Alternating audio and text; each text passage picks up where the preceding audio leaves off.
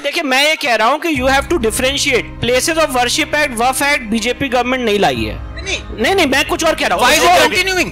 Why is it continuing? हाँ तो we have to finish it। अरे कितना टाइम चाहिए वहाँ पे सुधार? मैं ये कह रहा हूँ आपने देखिए ट्रैप बिछाया, आपने कहा गवर्नमेंट ये लाई है, एंटी हिंदू सबने हाथ उठा दिया। अब जो कंटिन्यू है तो इसका जो उसको खत्म करेंगे ना।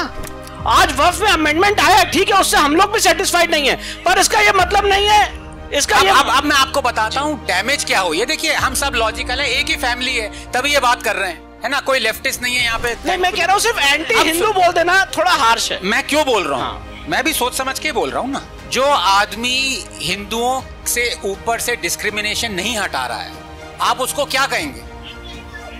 मतलब it is as logical as that. अब मैं आपको बताता हूँ, मैं आपको एक चीज बनाना चाहता हूँ, बस एक चीज। उसके बाद RTE एक्ट का जो कंजंक्शन है ना 93rd अमेंडमेंट के साथ, वो बीजेपी ने पास करवाया, पिछले 11 साल से है। That puts the obligation of putting 25% reservations for economically weaker section only on Hindu schools. Tens of thousands have closed. अब इसका डैमेज दे। आप कह सकते हैं कि चलिए ये कांग्रेस लाई थी, सोनिया लाई थी, मोदी तो नहीं लाए थे लॉ, लेकिन मोदी जी ये लॉ को कंटिन्यू कर रहे हैं। As a result tens of thousands of Hindu schools have shut down, और जो हिंदू बच्चे जो पहले वहां जाते थे वो अब मुस्लिम्स और क्रिश्चियन रन स्कूल्स में जा रहे हैं। इसकी डैमेज क्या है जरा सोचिए। सटली या in your face, not so subtle, they will be converted. अब एक बार कन्वर्ट हो जाएंगे फिर आप रोते हुए आएंगे चलिए अब 5 साल में उसको चेंज कर देंगे लॉ को।